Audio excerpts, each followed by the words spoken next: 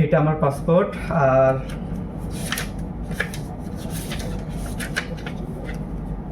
Recent ইন্ডিয়ার visa.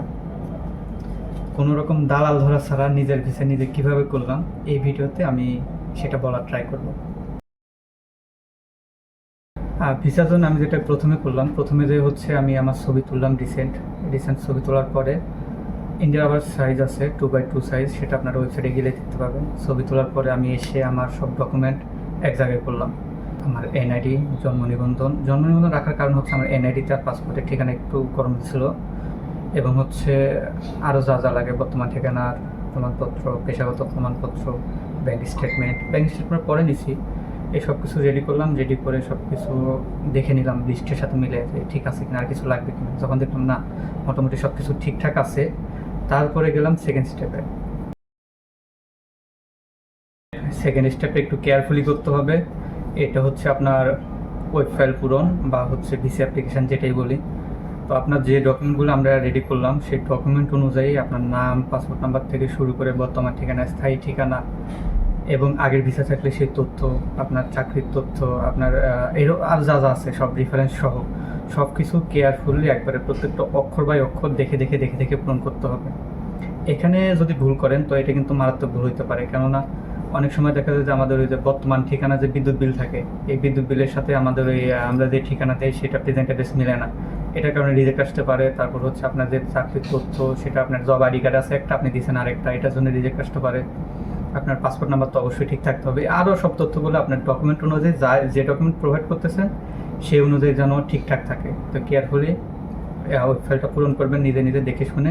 প্রথমবার যদি ভুল হয় ফেলে দেন, আবার পূরণ করেন ওই ফাইল। যদি ওই ফাইল পূরণ করার পরে দেখতেছেন ঠিকঠাক আছে, ওকে, এটা ফাইনাল করেন। এরপর আসে হচ্ছে থার্ড স্টেপ এবং হচ্ছে সবচেয়ে হার্ডেস্ট স্টেপ বলা যায়। তো এটার জন্য আমি করছি কি, প্রথমবার তো ছাড়তে ছিল একদিনের করে, তখন পাচ্ছিলাম না, বিভিন্ন জায়গায় দালাল দেখতেছিলাম কে কত করে এসে। তো আমার তো চিন্তা আমি দালাল ছাড়া নিজেই করবো, একটা জিত ছিল। তো সেখান থেকে শুরু করলাম। প্রথম দিন পাই নাই, দ্বিতীয় দিন, তৃতীয় দিন, এক সপ্তাহ পাই না। পরের সপ্তাহ যখন ছাড়লো দেখলাম যে একবার এক সপ্তাহের জন্য, তখন আমি ট্রাই করলাম শুধু আমারটা না, আমার কলিগেরটা সহ অনেকেরটা আমরা একসাথে পেয়ে গেছি 3-4 জন। এটা গেল। এরপর হচ্ছে ফাইনাল স্টেপ। ফাইনাল স্টেপে জমা দেওয়ার আগে আপনার যে ডকুমেন্টগুলো গোছাইছেন, আপনারা ওই ফাইল, আপনার বর্তমান ঠিকানার যত ডকুমেন্ট আছে সব ডকুমেন্টগুলো এক জায়গায় করবেন। করার পরে হচ্ছে সিরিয়াল ওয়াইজ প্রত্যেকটা ডকুমেন্ট সাজাবেন। আপনার ছবি 2x2 রিসেন্ট ছবি যেটা, সেটা একটা লাগাই দিবেন। এবং মনে রাখবেন যে ছবিতে আবেদন করবেন সেই ছবি এবং হচ্ছে আপনারা যে ছবি অ্যাটাচ করবেন, দুইটা ছবি কিন্তু একই ছবি হইতে হবে, আলাদা হইলে হবে না।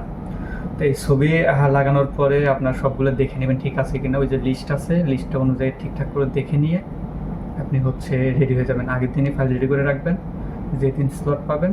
আর ব্যাঙ্ক স্টেটমেন্টটা অবশ্যই $150 বেশি হইতে হবে যদি আপনি সিঙ্গেল হন, এবং আপনার স্ট্যাটাস অনুযায়ী আপনার যে পজিশন হোল্ড করেন, আপনার জব কিংবা হচ্ছে ব্যবসা, কৃষি যেটাই বলেন, সেই অনুযায়ী যখন ব্যাঙ্ক স্টেটমেন্ট একটা ভারসাম্য থাকে সেটা মেনটেন করতে হবে।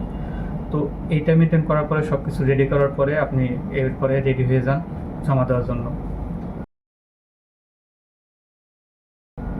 জমা দেওয়ার সময় একটু আগে চলে যান, কষ্ট করে অন্তত 1 ঘন্টা আগে, এবং পাসপোর্টটা নিয়ে যান। অনেকে করে কি ওই ফাইলটা সব রেডি করে করে পাসপোর্ট বাসায় ফেলে চলে যায়। তো সেক্ষেত্রে কিন্তু এই সব কষ্ট বৃথা যাবে। পাসপোর্ট সহ সব কিছু সহ একবারে নিয়ে যাবেন, সুন্দর মতো জমা দেবেন। আর চেষ্টা করবেন যত সম্ভব ব্যাগ না নিয়ে যাওয়ার জন্য। আমি ব্যাগ নিয়ে যাওয়া আমার ভুল হয়েছিল, সে কারণে প্রায় 50 জনের পিছু পড়ে গেছি। জাস্ট ব্যাগ হচ্ছে লকারে রাখতেছে। তো ব্যাগ না নিয়ে গেলেই ভালো হয়। এরপরে হচ্ছে আপনি ওখানে যেয়ে, যদি প্রথমবার হয়ে থাকেন ফ্রেশ পাসপোর্ট হোক, আর হচ্ছে যদি প্রথমবার ইন্ডিয়াতে অ্যাম্বাসিতে যেয়ে থাকেন, তো আপনার কিন্তু বায়োমেট্রিক লাগবে। অনেকের যদি পুরাতন হয়ে থাকে বায়োমেট্রিক লাগে না। ভিসা অফিসার ভুল করলেও আপনি নিজের দায়িত্ব মতো জিজ্ঞেস করে নেবেন যদি বায়োমেট্রিক কমপ্লিট হয়েছে কিনা। সব কিছু হওয়ার পরে আপনি অনুমতি নিয়ে দরকার একবার জিজ্ঞেস করে নেবেন যে আমার সব কিছু কমপ্লিট কি না, যে কাউন্টারে পড়বে। কমপ্লিট হলে সেখান থেকে বের হয়ে চলে আসবেন। এরপরে মেসেজের ওয়েট করবেন। সর্বশেষ মেসেজ আসবে। মেসেজ আসলে মেসেজের টাইম অনুযায়ী অথবা ডেট অনুযায়ী ভিসা কালেক্ট করে নিয়ে আসবেন। ইনশাল্লাহ আমার মতো আপনার এরকম ভিসা হয়ে যাবে, এবং খুব তাড়াতাড়ি।